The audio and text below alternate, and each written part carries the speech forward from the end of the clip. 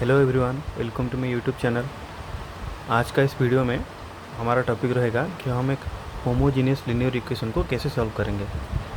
और उसको वो सॉल्व करने का तरीका जानने से पहले हम पहले ये पता लगा लेते हैं कि एक होमोजीनियस इक्वेशन होता क्या है। मेरा मतलब है डिफरेंशियल इक्वेशन वो एक्चुअली होता क्या है। तो इसीलिए मैं एक डिफरेंशियल इक्वेशन लिख लेता हूँ। सपोज मैं लिखता हूँ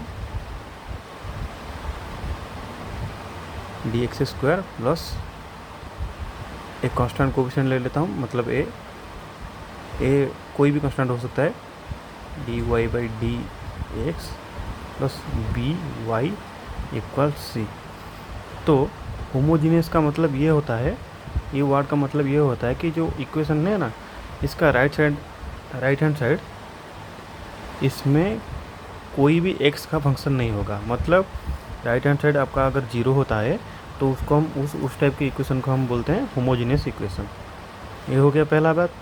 और ये जो लीनियर है, लीनियर का मतलब ये है कि ये जो डेरिवेटिव है y और dy बाई डी एक्स और d square y by d x square, जो सेकेंड ऑर्डर डेरिवेटिव है, इनका पावर एक से ज़्यादा नहीं होना चाहिए। लीनियर मतलब एक। तो सपोज इसका पावर मैं ले लेता हूँ 2 कि इसका पावर ले लेता हूँ 4, तो वो लीनियर इक्वेशन नहीं कहलाएगा। इसका पावर और इसका पावर एक है, तो इसीलिए इस टाइप के इक्वेशन को हम बोलते हैं लीनियर इक्वेशन। और आप देख सकते हैं ये टर्म और ये टर्म, इन सब की कोएफिशिएंट कांस्टेंट है। इसका a, इसका b और इसका 1 है।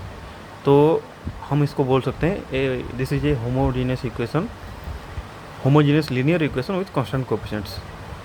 तो अब चलिए पता लगाते हैं कि इस टाइप की इक्वेशन अगर दिया जाता है तो इसको सॉल्व कैसे करना है।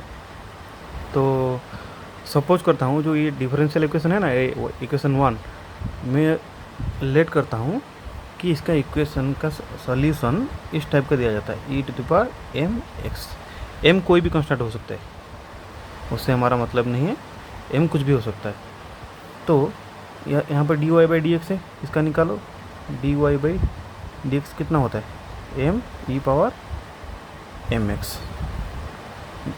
D square y by d x square कितना होगा, m² e⁻mx।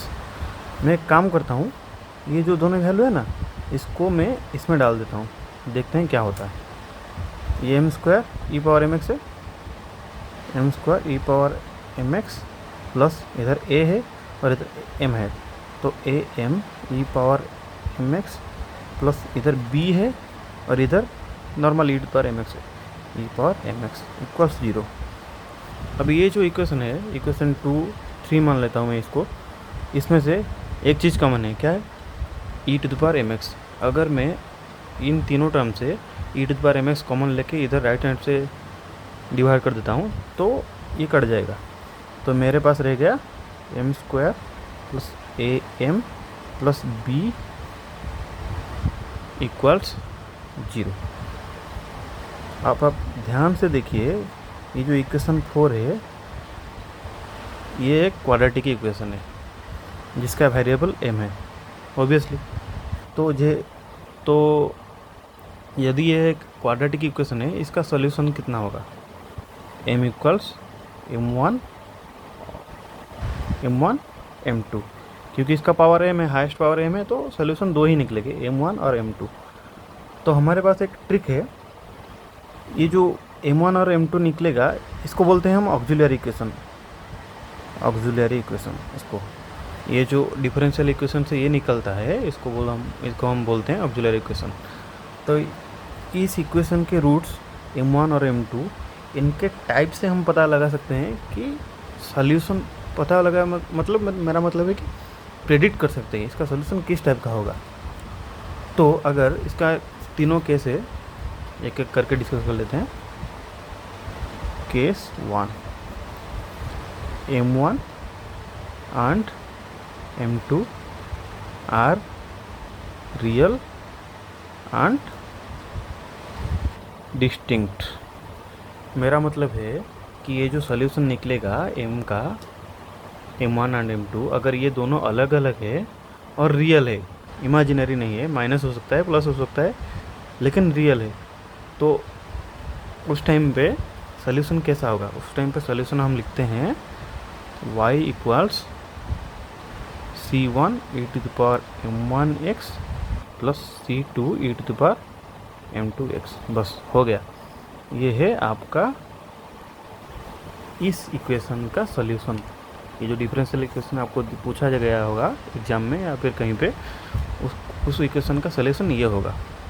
अगर आपको इनिशियल कंडीशन दिया होगा कि अगर बाउंड्री कंडीशन दिया होगा तो आप उससे इजीली C1 और C2 का वैल्यू पता लगा सकते हैं और उसको पुट करके आप पर्टिकुलर सॉल्यूशन लिख सकते हैं। इसको बोलते हैं जनरल सॉल्यूशन। क्या बोलते हैं? General solution. ये हो गया केस 1। केस 2,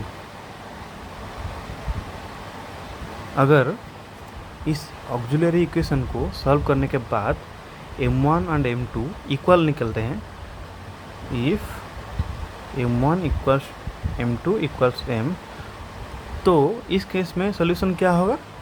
इस केस में सॉल्यूशन ये होगा कि y equals c1x plus c2 e power mx। ये जो m है ना, ये जब बस वही mx है। इसको सॉल्व करने के बाद जो m आया होगा तो इसका पावर mx है। फिर वही बात, अगर आपको इनिशियल कंडीशन और बाउंड्री कंडीशन दिया होगा तो उससे आप C1 और C2 का वैल्यू पता लगा के आप पर्टिकुलर सोल्यूशन लिख सकते हैं। ओके, ये हो गए दोनों केस। अब अगला केस होगा तीसरा केस। तीसरा केस इस केस 1 से एग्जैक्टली इक्वल है। मैं बताता हूँ कैसे। अगर आपका solution case 3, if m1 and m2 are complex, अगर वो जो ऑक्सिलरी इक्वेशन था इसको सॉल्व करने के बाद m1 एंड m2 निकलता है, हम अब पहले पता लगाते हैं कि ऑक्सिलरी इक्वेशन कैसे सॉल्व करेंगे। वो क्वाड्रेटिक इक्वेशन था तो उसका सोल्यूशन कुछ ऐसे होगा, m equals minus b plus और minus b square minus 4ac का रूट ओवर बाई 2a। ये b क्या होता है? ये b होता है m का कोफिशिएंट। इधर मैंने a लिखा है तो मैं फिर से लिख लेता हूँ, m इक्वल्स माइनस बी, इधर माइनस बी क्या हुआ है? माइनस ए प्लस और माइनस ए स्क्वायर माइनस 4a। इधर इसका कोफिशिएंट 1 है ना, तो 1। और c क्या है? c हमारा b है, 4b root over by 2। Okay, अगर ये वैल्यू 4b ए स्क्वायर से बड़ा हो गया तो ये कॉम्प्लेक्स आ जाएगा। इस केस में हम क्या करते हैं, दोनों सॉल्यूशन तो निकलेंगे ना, m1 एंड m2 दोनों सोल्यूशन निकलेंगे, एक प्लस में आएगा और एक माइनस में आएगा। तो मैं क्या करता हूँ, m1 को ऐसे लिखता हूँ, suppose m1 equals alpha plus i beta and m2 equals alpha minus i beta. तो ये इसको सॉल्व करने के बाद जो भी आएगा उसको हम इस फॉर्म में लिख लेते हैं, m1 and m2 alpha plus i beta alpha minus i beta. Okay, इसके बाद क्या करना है, आपको ये वाला इक्वेशन जो है ना, ये वाला इक्वेशन लिख देते हैं, क्योंकि m1 एंड m2 तो अलग अलग होंगे। इक्वल है क्या? नहीं ना, ये अगर ये इक्वल नहीं है तो ये अलग अलग है। तो हम इस केस को अप्लाई कर सकते हैं। तो हम लिखेंगे y equals c1 e power m1 का है alpha plus i beta x plus c2 e power alpha minus i beta x।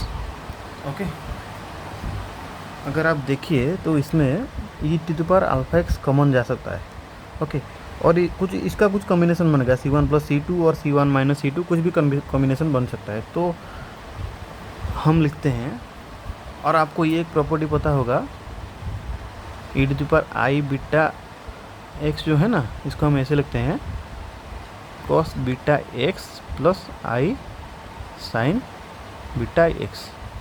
ये जो प्रॉपर्टी, अगर हम ये प्रॉपर्टी इसमें यूज़ करेंगे और e to the power i alpha x को कॉमन ले लेंगे तो हमको कुछ इस टाइप का सोल्यूशन मिलेगा, e to the power alpha x common चला गया, और इसका जो कॉम्बिनेशन बनेगा उसको हम कुछ और कांस्टेंट बोल देते हैं। मान लेते हैं कि c है, c cos beta x plus d, beta के केस में कुछ भी कॉम्बिनेशन बन सकता है इसमें C1 और C2 में।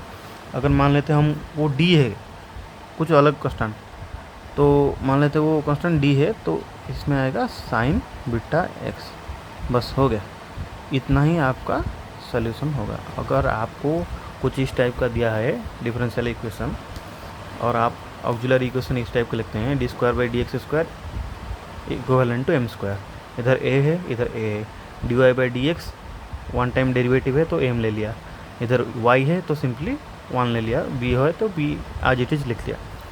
इसको सॉल्व करने के बाद अगर आपके पास m1 और m2 आए जो कॉम्प्लेक्स हुए, तो आप सिंपली कॉम्प्लेक्स वैल्यू को ऐसे लिख सकते हैं, alpha plus i beta, alpha minus i beta. आपके पास अल्फ़ा है, आपके पास बीटा है, तो इस इक्वेशन का सॉल्यूशन लिखने के लिए आप सॉल्यूशन कुछ इस प्रकार से लिख सकते हैं। ओके, अब अगले वीडियो में हम देखेंगे ये तीनों ट्रिक को यूज़ करके तीनों एग्जाम्पल लेंगे और देखेंगे कि इस ट्रिक को अप्लाई कैसे किया जा सकता है। तो आपको क्लैरिटी थोड़ा अच्छे से होगा कि कैसे सॉल्व किया जाता है इस टाइप के इक्वेशन को अगर दिया हुआ है। Thank you.